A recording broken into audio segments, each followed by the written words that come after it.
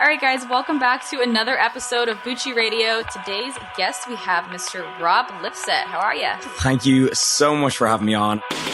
I define success as being truly happy. So you wake up and you've got a spring in your step. You cannot wait to just get the day started. If that's you, you've nailed it. Doesn't matter about how much is in your account. If you are truly happy and enjoying your life, you are successful.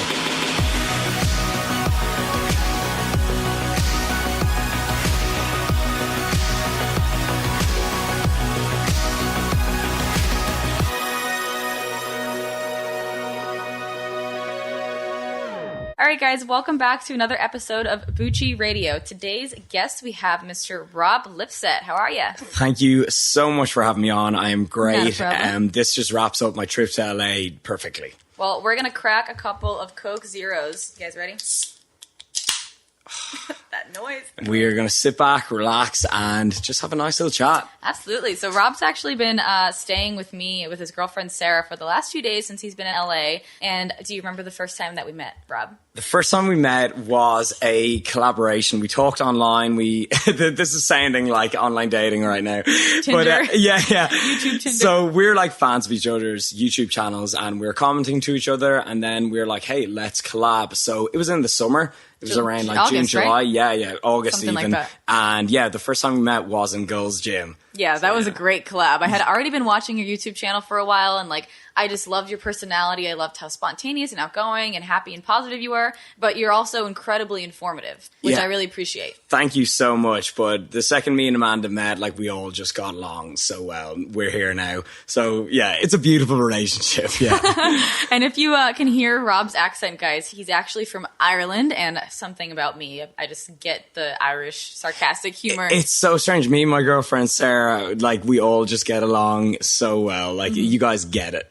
So since you're from Ireland, I know that you guys have talked about how famous you guys are in Ireland because it's such a small country. Can you tell me a little bit about the dynamic of the country and how popular you are in comparison to America? Okay, first of all, I hate describing myself as famous. I get what you mean, but I think it's just it's a bit of an obnoxious word or something. So and I'm all about saying, a humble guy. Yeah, I think being humble is so important because when I meet someone that I look up to and they're just down to earth, humble, it just makes the experience so much better. So I try to be as humble as I can. But yeah, seeing as I am, I guess the biggest fitness YouTuber in Ireland, I'd walk down the street and I'd get a couple of pictures taken with me, which is amazing. It makes just my day. Down the sidewalk. Yeah, and that's crazy. Pretty much. And, some people are like, does that annoy you? And I'm like, are you joking me? No way. You do not bite the hand that feeds you. So I absolutely love it. But yeah, it's not that I'm so great. It's just kind of I'm most popular by default because no one else does it.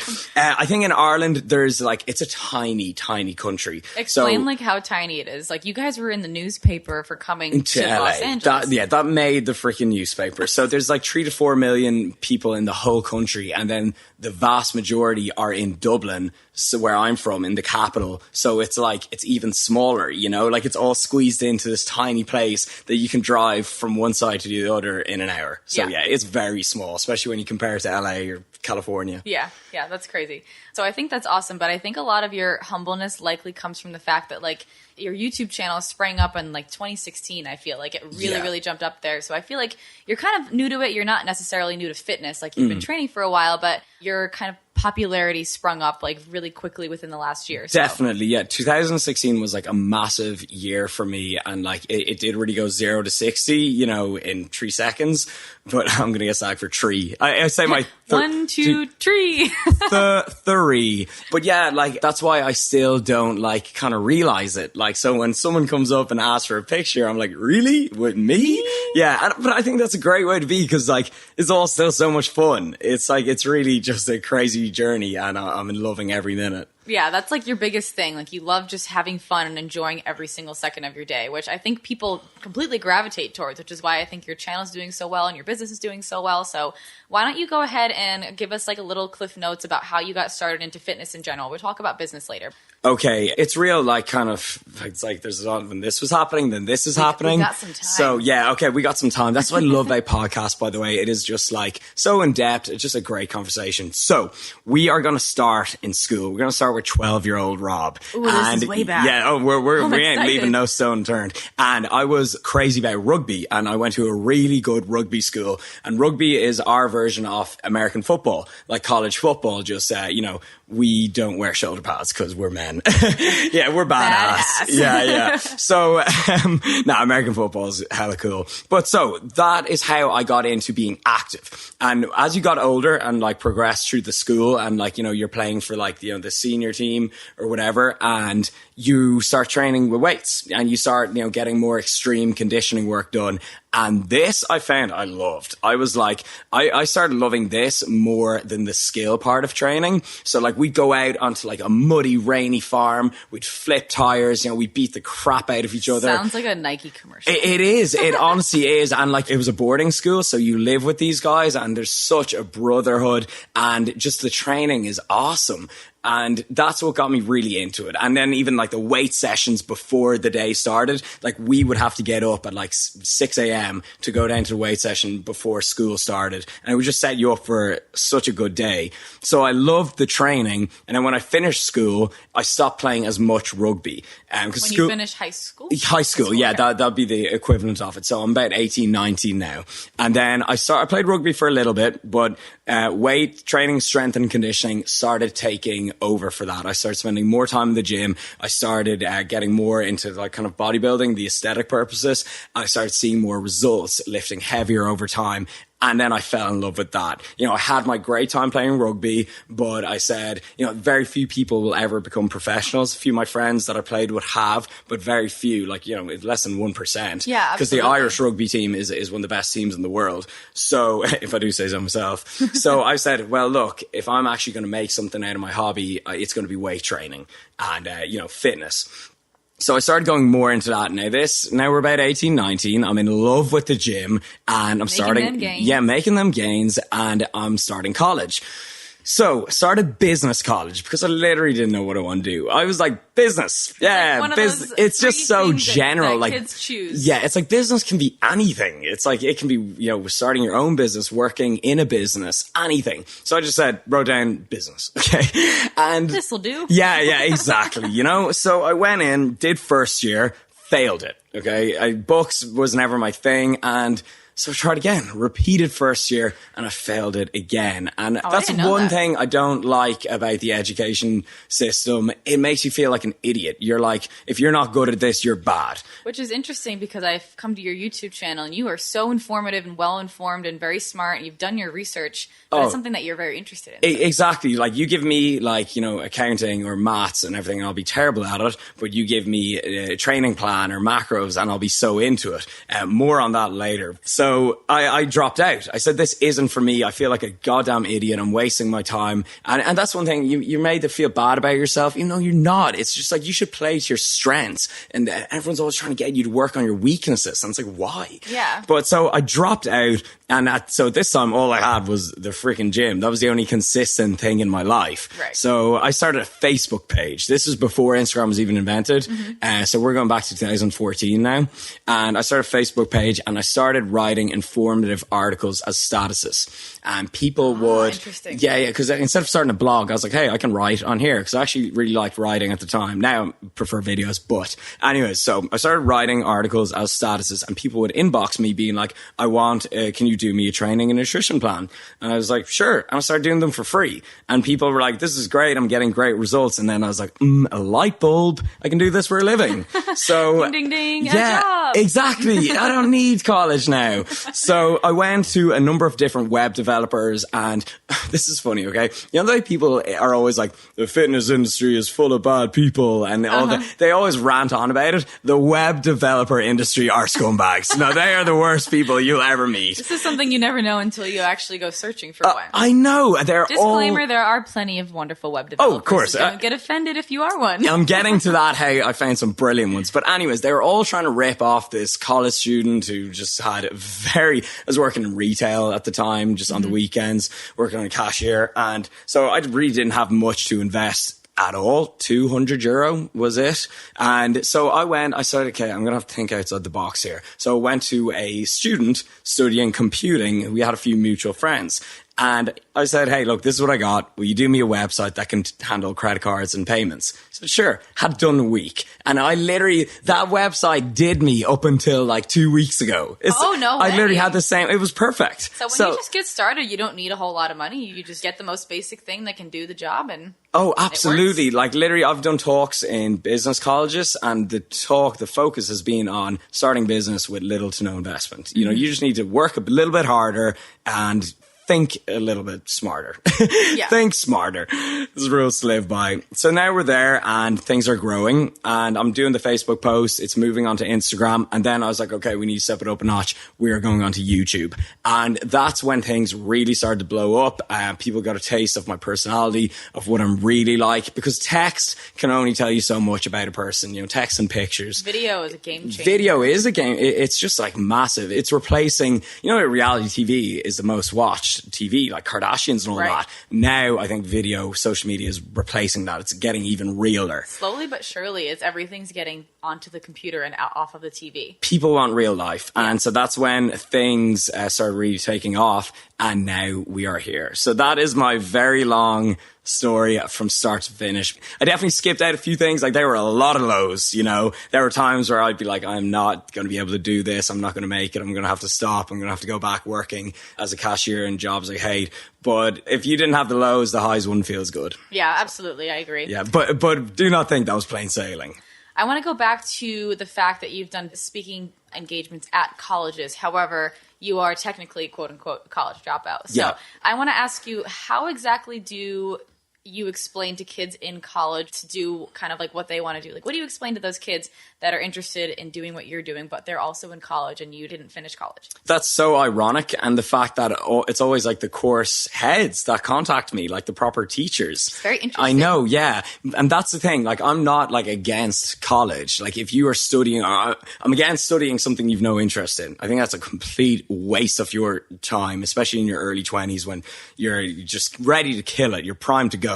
But I always encourage people, if they're studying something they're passionate about and that they like, then that's awesome. Or like if you want to be a doctor, you have to study medicine. Okay. You can't just be like, look at my social media. Like, let me operate on you. Interestingly enough, there's lots of doctors in LA that like do that. Oh my God. They're like utilizing social media and showing on Snapchat. Oh yeah. No, like, I do know that, but I hope they're qualified though. Yeah. It's so interesting. Anyways, continue your story. So I'm not against college, but like I said, when I go in and I do a talk, I say, look, if you're just starting this course and you really hate it, maybe you shouldn't do it. And yeah, I think even the teachers, the course heads can appreciate that. You know, they don't want students coming in, hating life and just on their phones for 45 minutes. Because they're not interested in what I'd say that's terrible for the teacher. They're like, oh my God, like this is just a drag. So that's how I go about it. And then it ranges from a course of, I do a lot of different talks. So sometimes I'll go in and talk to like the Nutrition Society, and then sometimes I'll do for the Business Society or even the Entrepreneurship Society or anything. And it always ends up in a bit of a Q&A and a bit of a chat, which are my favorite because that's when you can just go into really good topics and like get stuck into things. The number one thing that people usually ask you during your speaking engagements, like what's like a very popular Q&A question that you get? I think people are just tell us your journey. Tell us how you did it. People just want to know that. They're like, hey, I want to do something similar. So give me the steps. And it's kind of just like telling you what I told you at the start. Yeah, that's interesting. Okay, so why don't we go into what we were talking about the other day? We were looking through each other's old Facebook posts. Do you remember that? Yes. Rob was here. So one of the things that I noticed was that you're a pretty big partier. So now you don't necessarily do that. Can you talk a little bit about how you were when you were younger and like why you transitioned into, you don't even drink at all anymore. Hardly. You don't even enjoy it. Yeah. So explain kind of like that transition in your life and why you had that. Sure thing. Well, the drinking culture in Ireland, you know that people are like the stereotypical drunken Irishman. The stereotype is right. That's completely true. The underage drinking in Ireland is like a bit of a problem, to be honest. Like I think I got drunk at like 13 years old. And like, you know, I was drinking properly at like 14, 15. And the age limit is 18. 18. Okay. Yeah. But like, it's just not strict. It's just not that enforced. I think it's more enforced now, but like back a couple of years ago, it wasn't. So yeah, I partied hard and literally kept it up until I was I'd say 19, 20. And that's when I started getting more into the gym, and I was like, I still want a social life, but I don't want to be completely getting trashed and feeling bad every weekend. So I partied hard, and almost think that's a good thing because I really got it out of my system. I've had some nights out, some experiences that I will bring to the grave that were insane. And I think that's important. You won't share any of those. No, and maybe if you meet me in person, I'll tell you, but not on a... Nowhere that it can be recorded. Yeah, exactly. And it's good. I'm literally like, I had some crazy times with my friends, and I've got it out of my system now. And it's not that like, I think drinking and partying is so bad for you. Like, you can still make great progress in the gym and go out on the weekends, but I think it's unproductive in the sense that it takes up too much time and your next day is spent lying in bed. Yeah. So from a business work point of view, I don't have the time. So that's how I transitioned. I literally just got more into the gym and more into business, and I've done it all. So, yeah, exactly. That's cool. And I'm sure you getting more serious about fitness had a lot to do with that as well. Yeah. Can you tell us a little bit about your competition history? You have done some competitions, and I know that you have like a kind of interesting story with that. So yeah, a little bit of Red Dead Redemption. Yeah. So I think it was 2015. This was when I was doing a little bit of YouTube. I had my Facebook page and everything, and I was like, you know what? I'm going to take it to the next level. I'm going to compete. I think like when you've been lifting for a while, even be it like strength training, you want to step on the platform. Weight training, you want to enter a competition, and bodybuilding training is you want to step on stage. Like, right. It's kind of the paramount. You can't take it much further than that. So I was like, you know what? I'll give it a go. I'll vlog it. I'll document the experience. And I just did a couple things wrong, and I did not place. Like, and at all. At all. Like, I didn't even get 8th place, Yeah. Like, I was like, hey, my name ain't even on this list. Yeah. I was like, did I even compete? And you vlogged the whole entire thing, and everybody commented to you like, damn, you didn't even get anything. I know. Yeah. I tried to put like a brave face on, but I'm not gonna lie. You can ask Sarah. I cried. I cried afterwards. I did. I put a brave face on. And I was like, whatever, it's fine. But I shed a little tear. It's like slightly embarrassing when you put all the work in and exactly, show people. Yeah, and everyone's expecting. It's like, oh yeah, Rob's man. Of course he's gonna nail it, and not always the case. So that, you know what? I take my failures as motivations. Okay, that was my driver to have the best year of training I've ever had, and just kick ass and take names. So from that day on, I literally that year, I just put the foot down. I just got so much more on track with everything, training, diet. I took it more seriously. I learned what I did wrong and took that in place for the next time I was competing. So what did you do wrong and what did you do differently? Okay, well, but first off, the second time I competed, I came in first place. Yeah, so okay. There's the redemption. There's the redemption, yeah. So that was like going from no place to first place, like, that was one of my proudest moments. So things I did differently, I took it more serious from the get-go. I think a lot of people, when they see 16 weeks out, they're like, 16 weeks? That is so long. Those weeks will fly in. And then you're like, 12 weeks. Okay, that's like 3 months. That's ages. And then before they know it, they're 4 weeks out and they should be ready. So get ready and take it serious from the get-go. And I really think you want to be ready as soon as possible so you can even just maintain and cruise into the competition, or even increase your calories a little bit and just be looking your best. Because when people try to rush things, they make a mess of it. And I always compare it to painting a picture. So if you try to draw a really good piece of art, your body is your canvas, and you just rush it, it's going to look like crap. It is. Very true. Yeah. So, that's a good analogy. Yeah. So that's what I think. I think do not rush it. Give yourself plenty of time and take it serious from the get-go. So there's that. And then on my peak week, my first time, see, this comes when you're not ready. You're like, okay, I'm not ready, but I'm just going to do some magic here. You're like, some peak week magic. Yeah. Like the fitness industry. Oh, they're like, times 1,000. Yeah, PayPal me for magic. Yeah. Magic. Yeah. It's the Harry Potter industry, but okay. So, people they freak out when they're in a rush and they make all these changes on the last week, and then they just come in, they stress out as well. Cortisol, increase your water weight, which will, make you look flat and watery. So they stress out combined with changing their water intake, changing their sodium intake, and they come in looking soft and run down. They look gaunt. And so the year after, I hardly changed a thing. I actually contacted Jeff Nippard. I was like, he's recently did a collab with him, so he's a friend of mine. And I was like, any tips? Am I actually ready? There's another thing. Get someone who's going to give you an honest opinion. Yeah. So everyone will be like, you're great. You're like, awesome, bro. Yeah. And so I literally, what did I do? The competition was on a Saturday. I think I had a big refeed on Tuesday to see how I, that responded to that. And then I responded pretty well. I woke up like really lean and full. So I said, okay, I'm going to do that on Thursday again. And then the night before the show, I just went back to normal macros because I was pretty full. And then on the day of the show, I didn't really care. I just ate like jellies and dark chocolate. I was like, I'm going to eat anything that doesn't bloat me because, in men's physique, it is all about the tiny waist and the wide shoulders, the beach look, the V-taper. And I actually get bloated quite easily. And so I was like, okay, what's going to give me calories, give me energy, but not fill me up? So yeah, I ate like jellies and dark chocolate pretty much. Yum. And the guy who actually came second to me, he had about 10, maybe more pounds of actual muscle on him. But my waist was so small, so tapered that the feedback I got from judges is, that's why I came in first. So it definitely paid off, and that's exactly what I did. So to summarize things up, there's 2 main points. Get ready, take it serious from the get-go, and don't make drastic changes towards the end. I feel like those drastic changes, like usually when people talk about competitors or they ask about the process, usually their number one question is, what do you do the last week? Do you do anything crazy?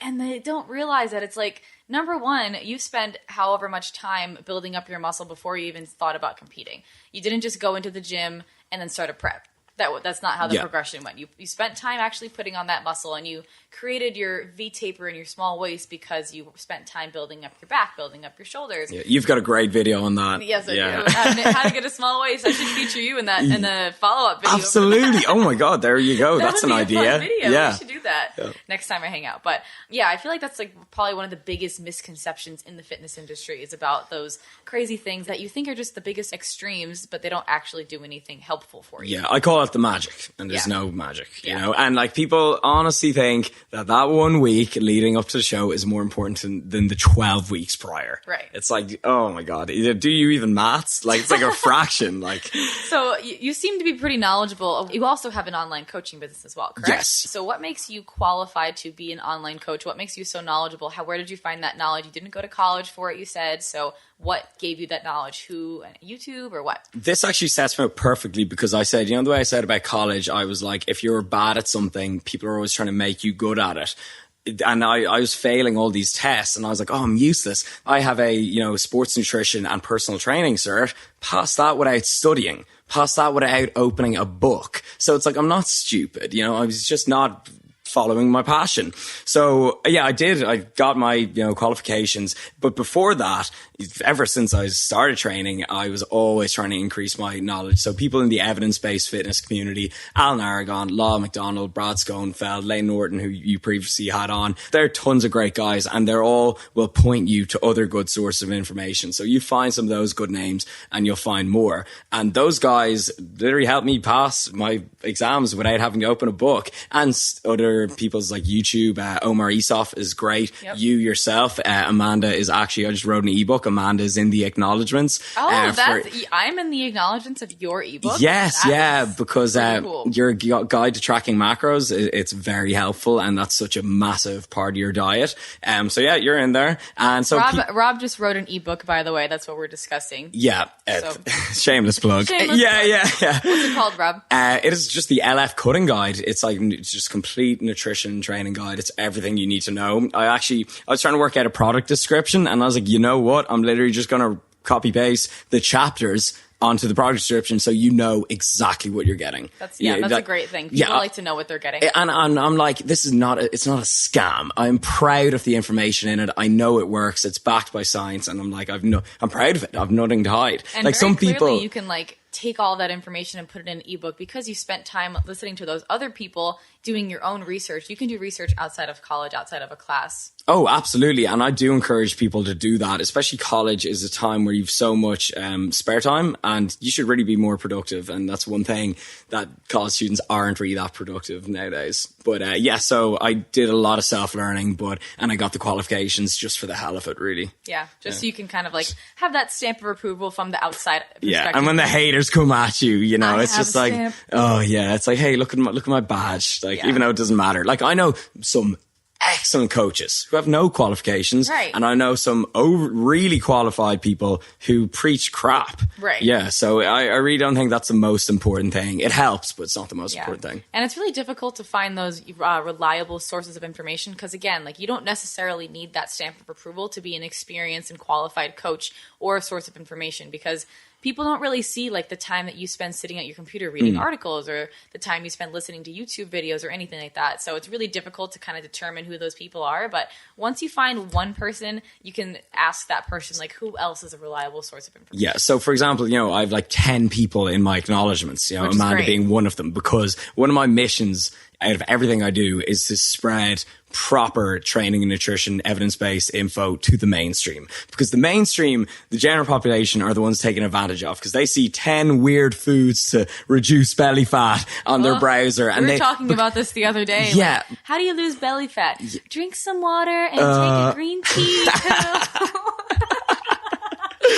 Private joke, but not really. No, but that's the mainstream fitness industry. Yeah, because bullshit sells. You know, people want a shortcut. People want the pill. They don't want the hard work. They want the magic. Yeah, they want the magic. Yeah, there you go. So one of my goals, I've a lot of goals, of course, but one of my goals is to change that, is to make it the opposite, is to make people question things and, you know, not go for the magic. Yeah. Do you think like teaching nutrition and stuff in schools, like as a younger kid, would change that? Yeah, I think that would be good. And I think it's something that's just completely ignored. Yeah. And I think they should at least have some basics put in place. And especially because I know in Ireland, I'm not sure about America, most likely there is childhood obesity. There's like a big problem. I think even you don't have to teach them about science and tracking their macros and getting shredded. But if you just teach them portion control or making smarter options, you know, it would definitely help the problem. Yeah, absolutely. And you and I were also talking a little bit about this, not to get like super into food, but I think it's like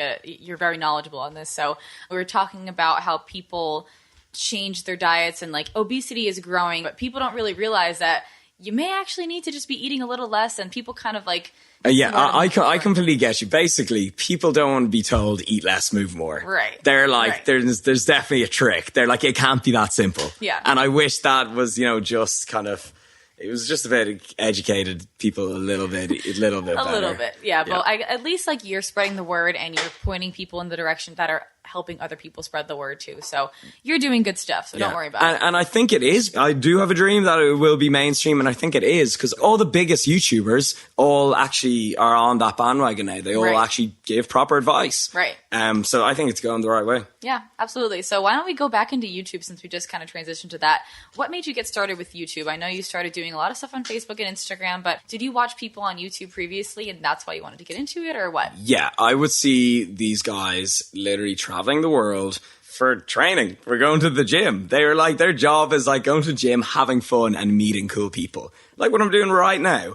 And I was like, I want to do that. Like straight up. Simple as that. I'm like, I want a slice of that. And a lot of people, they say, oh, I want this, I want to do that. And none of them execute. And they make everything perfect. You know, they're like, I have to get my intro. I have to get the perfect camera. I have to get the right banner. The time has to be right. It has to be the right time of day. Has to be 3 p.m. on January 1st. 3:06. So, you know, like something, and they never do it. And they forget the most important part is executing. So I literally, enough talk, I literally grabbed my iPhone 5. That's what I was on. That is iPhone. A couple numbers ago. Yeah, a few numbers back. Grabbed my iPhone 5 and just started recording, and I just lashed it up. And I like lol at my first videos are still there. Lol? Yeah, I lol at my first LOL at my first videos, but it's like, hey, you got to start somewhere. Like some people cringe when they watch your first videos, and I'm like, nah, you know, that's just chapter 1. I always tell people to go watch my first video if they want to feel better about themselves. Exactly. Yeah. Sometimes if I'm even feeling down, I'll watch my first video and be like, you've come a long way, Rob. Keep it Absolutely. up. But so yeah, to answer your question, I literally just saw other YouTubers and I was like, I want to do this. So you started your YouTube channel and it started going kind of well for you, but what do you think really helped propel you to where you are today with YouTube? Yeah. So I started it, and that's why people are always like, when did you start YouTube? And the official date is the 1st September 2014, but not until like 2015, 2016, I started being really serious about it. So consistent uploads, you know, being... What's consistent? Like 1 or 2 times a week? Or I would say like the minimum is like, yeah, maybe like at least once a week. 2 to 3 times would be the sweet spot for most people. If you can upload 5 times a week, it's very hard. I know Amanda pretty much does that. Props. It's tough, yeah, but it pays off, you know. It's like, think about this. If you do one video in 365 days a year, or if you do 365, like just do the maths. You know, your odds of you getting a massive video and growing is 365 times better. 300. Yeah, 300. I'm inventing my own Keep adding numbers. all those little Irish funny things in there. Yeah, They make this so much better. I'm like, does anyone even understand me? But, so yeah, being consistent is so hard. And one thing that I kind of like left out in my story was there was a stage where I was dropped out of college and I was working in a job that I hated. And it was really long hours. It was like it wasn't 9 to 5, it was like 8 to 6. And I was trying to do YouTube as well. So there was a period in my time and I was working 8 to 6. I was getting home. I was going to the gym. I was trying to upload like Instagrams and YouTube. I even had like a merchandise, like an LF Gymwear, my clothing brand. I was going to the post office on lunch breaks. I was sleeping 4 hours a night. Like that was the hardest grind I've ever done. And how old were you at that point? That would have been 21, 22. Oh, so not too long ago. Yeah. Literally. So this was before I went like full time with YouTube. And just so you guys know, Rob's birthday is in about a week. He's 24, turning 25. 25, but birthdays don't exist after 25, right? He's not 25 now that you guys listen. Yeah, to this, I'm 18 in my head. So yeah, this was a stage where I was trying to do everything at once, and it's so hard to transition from like your normal job to starting your own business. Because you're like, will it succeed? So I was literally working this little 4-hour sleep timetable that I just explained there until my side business, Lipsett Fitness as a whole, started just making as much or a little more than my 9 to 5 or 8 to 6 office job. And that's when it's safe to leave. That's what I always say. Yeah, you make sure like, it's safe to leave. You know, take a calculated risk. So I went into my boss and like there was no bad blood. Like he was actually quite nice and everything. I just like didn't like the job. And I was like, okay, I'm you know. So blunt. I just didn't like it. Yeah, no. It's like you could give me any job and if you have me sitting at a desk all day, I just, you know, I can't do it, me personally. So I went in, I was like, look, I'm going to go full time with my own thing. And that's when the magic happened. You know, when you put 100% focus into something and you stop spreading yourself a mile wide and an inch deep, that's when you're going to see the magic. Yeah. Yeah. So that was like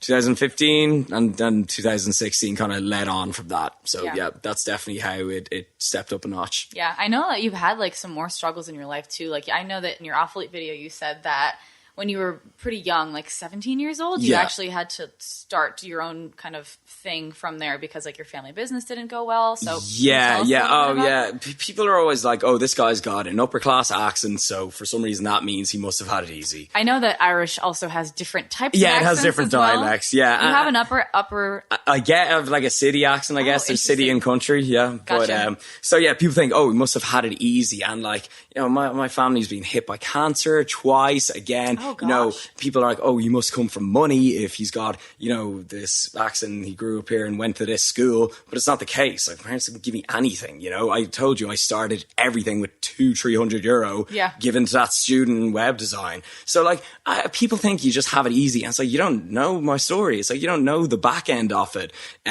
So yeah, that's basically it without going too into things. There's been a lot of struggles. So yeah, I've really had to kind of make it for myself, and I've kind of like it though. Like a lot of people get things handed to them, but this has made me really independent and it's made me get everything on my own. Yeah. How important do you think is sharing your story with people who can see you and they only see the end result? Like, how important do you think is explaining all this information to people? Because I can imagine how frustrating it must be. Well, you say frustrating. Yeah, frustrating. It's crucial. I think now in today's day and age, we all see everyone's chapter 10 and we compare that to our chapter 1. And that is self-sabotage at its best. Like that is just going to set you up to be miserable.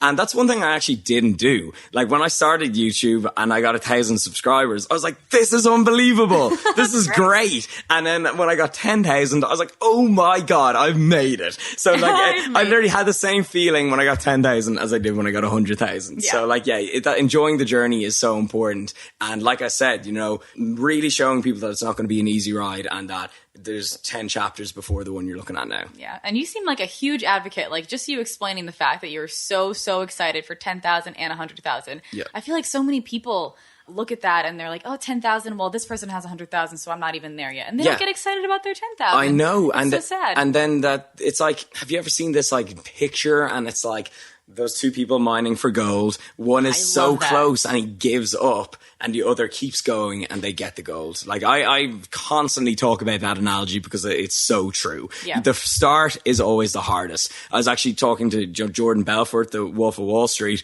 Whether you like him or not, he gives some good advice, and he says your first $1 million will be the hardest you make. After that, it gets easier and easier. The snowball effect happens. You can invest it into other things, and you've got somewhere to go from. Right. So most people give up before it's even started. Yeah. So I can tell that your personality is like super outgoing. You're very spontaneous. How do you think that aspect of your personality has helped you to grow within your business, within YouTube in general? Like you just like doing fun, different things. So like what are some fun, different things you've done because of your spontaneity that have changed your life? First of all, I think, you know, being positive, outgoing, it's the only way. It's literally like there's a stage in my life around the time where like college wasn't going too well. I was like, I don't want to say the word depressed, but I was really down. Like I was not productive. I was hating on myself. And I was like, this isn't fun. I was like, this is no way to live. So I literally just flipped that mindset, started doing what I wanted to do. And I was like, yeah, life's a lot more enjoyable this way. And, you know, I think life is just all about having as much fun as you can. So, you know, obviously being responsible too. And it's just the way to go. I think being positive, outgoing, and open to new things, that's just a way to do it. I love that. Your energy is like so contagious. I'm smiling if you guys cannot see anything, but I'm just like so happy to listen to you talk. Well, good, because that's anyone listening to this podcast, anyone who watches my videos, I want to leave them with a smile on their face. I want to leave them and say, you know what, after listening to that, I'm going to do something I've been planning on doing for ages, you know, because I'm a firm believer, and you put good out into the world, it'll come back to you.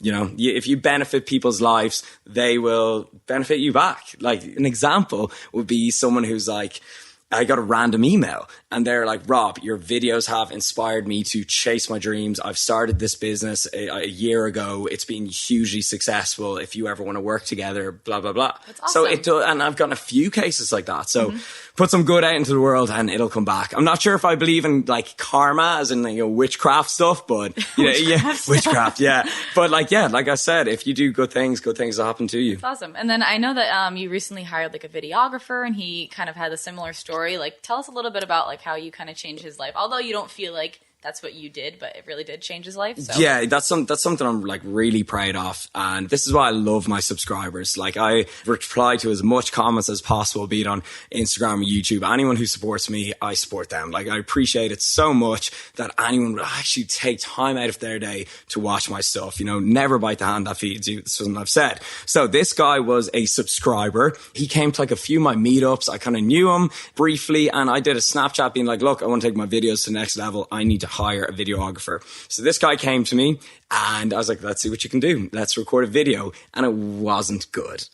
And I was like, sorry, man, it's not going to cut it. And he, fair play to him. Fair play means like, well done, like good game. He went off. Thank you for explaining that. Yeah. So I was like, fair play. And he went off and he's like, look, I'm going to prove you wrong. Give me a week. Came back. He invested in some sick camera equipment. He like spent hours and hours learning to edit, like YouTube tutorials on editing. Came back to me. We did another video and dude blew it out of the water. And he was in a college course that he hated, which if you go back to the start of this podcast is no, you don't. You should not waste your time in a course you hate. You are just wasting the lecturer's time and your time. So after we started working together, I put him on my channel and he got a full-time job out of it. He is like now one of the most sought after videographers in Ireland. That's insane. He earns, you know, great money, and he got to drop out of the course that he hated. And he was also, a lot of people gave him crap in school as well. And now they're all asking for favors saying, well done. And it's just like, that's typical, you know, at first they'll laugh at you and then they'll ask you for a favor. Yeah. And then they'll copy you. You. That's like the most sincere form of flattery, but I'm sure that like was completely life-changing for him. So yeah. it's really, really cool. And I love how small Dublin is and like how you that is can, like, that is one give each thing I other do exposure. like about it. Like, yeah, it's small and sometimes that can be bad, but it can be good too. And next week I'm bringing them to Bali with me and Sarah. That's like the next thing that I was going to ask you about. What's the coolest place that you traveled to and what do you like the best? I would say it would be Thailand, which is why I'm looking forward to Bali. I love how you call it Thailand. We call it Thailand. See, I get it, but do you know I said Thailand on purpose because I was like, she's going to slag about my T's. So, right, okay, even when I'm trying to get it right, I get it wrong. So Thailand. But yeah, so I love that kind of tropical island place, which is why I'm so excited for Bali, because it's going to be kind of similar. And so PP Island, I know that sounds funny, but you spell PHI. I was like, Fifi. PHI? Yeah, I was like, Fifi Island. Oh, they're no. like, yeah, and they're like, nope, PP. But that was one of my favorite places I've gone to. So anywhere really exotic is like, I love it. It just feels like you're in an adventure. Mm-hmm. So that's why I'm so excited. Like, you can only capture so much of that on a little like vlogging camera. So that's why I'm really excited to go there with some high quality production stuff. Yeah. Like I always say as well. That's going to be killer. I'm looking forward to it. Oh, exactly. Like, YouTube is like keeping a diary. And you'll have it forever and you can look back on it. And it's not only a diary of you writing stuff down, it's video, sound, what you're feeling at the time. So it's amazing. Like, I often say I would vlog if no one was watching, just so I can look back on it. Yeah, exactly. Yeah. So I'm really excited for that. And also America, I love literally being here as well. There's something. We have some cool food here. You do, yeah. You guys. Rob really likes Halo Top. Oh God, I'm addicted. But yeah, you guys got some great stuff. And there's something about being in America that does inspire me. It's like the opposite of the island mentality that Ireland has a little bit. Like, everyone's actually like, right on, brother, chase the American dream. Like, I find everyone's quite encouraging over here. Interesting. Yeah, that's awesome. Well, why don't we actually go ahead? I asked my Snapchat if they had any questions for you. So we're going to go ahead and open some of those and see what people have to say. Someone said, traveling to the U.S. so much, expos, meetups, podcasts with Bucci, etc. Have you ever considered moving to the U.S.? Absolutely. And this is something I spoke about in a recent video. So it's a good topic right now. And yes, I would love to, but there's obviously a lot of, issues. There's a lot of paperwork. So you can go and stay for 90 days before you get pretty much deported. And they're like, Rob, get out of here. But you can literally just go and come back. Like, it's not that strict. And obviously, if you want to become a citizen or open up a business here, that's obviously very tricky. But I run an online business. So, that's just something I love, the freedom, but we'll talk about that later. But so basically, I think I would always base myself in Ireland as, I am a bit of a patriot at the end of the day. Like, I do love my country, but I'd like to spend a lot more time in LA. Like, this week has been the most productive week ever. I've like collabed with someone like every single day, just met some amazing people, and now this. Right. So frequent trips, yes, but live in the Emerald Isle. And also, you're kind of like a big fish in a small pond over there and here, so you wouldn't be that I'd be much, a little bit drowned out, yeah. So I definitely want the best of both worlds, and why not have the best of both worlds? Yeah, there you go. I'm actually a little jealous. Yeah. Someone asked how fitness is different in Ireland, especially for females who lift. So have you noticed that it's less popularized there, or what? Yes, it is like just kind of behind on the trend, but my God, it is blowing up the last 2 years. So for example, a company that it was like a protein bar company approached me and they wanted me to work with them, and they're a great company, but it just clashed with my current sponsorships. Anyways, they showed me statistics of the growth of fitness in Ireland, and it is like phenomenal. Like, literally 2015, 2016, it just blew up. So I don't know what it is. I don't know the reason. Maybe it's just because social media is so, it's so big on fitness. Like, some of the biggest accounts on Instagram are fitness accounts. And like, I think everyone is just kind of like, it's an amazing exercise. I think it's essential, personally. Yeah. So it's blowing up, and I'm really looking forward to see where it goes in the next 2 years. But it's like definitely America, massive into the gym. All right, Rob, so just a few wrap-up questions. What motivates you to keep going at this point? What's your number one motivator? That is an excellent question. There's a few things. I think it is the fear of being average and living a life not lived. I just want to be on my deathbed and just be like, that was insane. That was one hell of a ride. I literally the fear of just letting life pass you by. I literally just want to live it to the full. I like that. And last question, what is more important to you, success or significance? I think they're both separate things, and with one, usually the other comes too. So success, I define success as being truly happy. So you wake up and you've got a spring in your step. You cannot wait to just get the day started. if that's you, you've nailed it. Doesn't matter about how much is in your account. If you are truly happy and enjoying your life, you are successful. And then significance, helping other people, like you said, I think that literally goes hand in hand. I want to impact as many people as I can in the world, and then that'll make me successful. So I think the two of them should really go with each other. Awesome answer. And last but not least, where can we find you?